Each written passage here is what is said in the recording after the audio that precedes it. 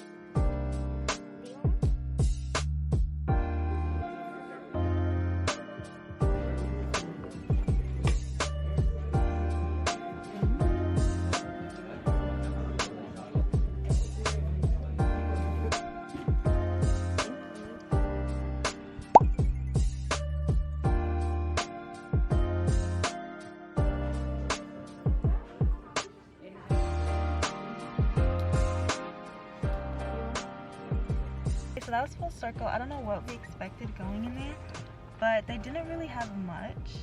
Like, I wanted some shoes. I don't know what kind of shoes, but just something. But they did not.